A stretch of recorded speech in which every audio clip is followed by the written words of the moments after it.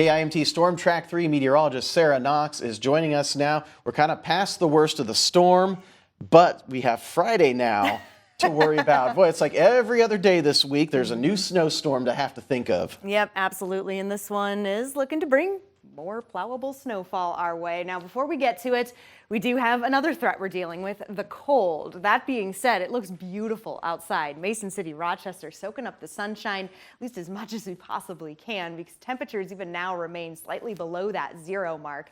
So looks can be a little deceiving. If you're going outside, bundle up. But enjoy the fact that the winds are not blowing that strong. Speaking of going outside, it's the lunch hour, and as we're heading to our destination, wherever we may want to go for this lunch hour, there are still a few roads to note under the blue that's partially covered. Many of us are looking at plenty of recovery, though. Crews have been out there working very hard throughout the overnight, trying to make these roads as good as possible, and we're seeing the results. The sunshine helping out, even though temperatures are nowhere near above that freezing point, still helps the angle of the sun just to make things a little bit more dry on those roads.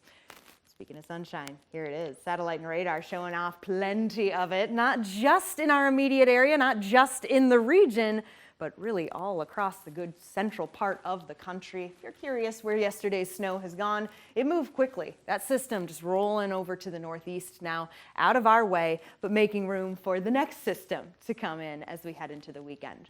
I did want to share these numbers because this is where we woke up this morning. Temperatures hitting 17 below, not wind chills, we're talking temperatures.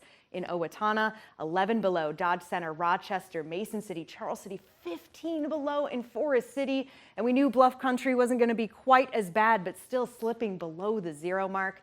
Luckily, temperatures are on the rise. Slowly but surely, we will be getting above that 0 degree mark over the course of the next several hours. By the time we reach the warmest part of the day, a balmy 6 degrees. Here we go.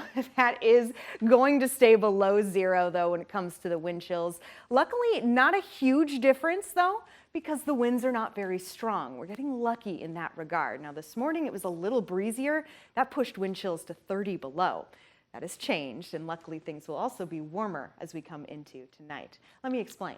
Pushing time forward on Future Track, I'm going to go all the way as we head into Friday, officially starting at midnight. Check out where the winds are coming from. Those red arrows are back in play, which yes means more moisture, but it also means more warmth for our Valentine's Day. I would say that we're looking at tepid temperatures, pretty normal, 24 degrees with PM snow. That's right, weekend snow. These amounts are early, but this is what we're looking at. Mostly 1 to 3, a few of us in 3 to 5. As we get closer to the date, we'll of course have better numbers.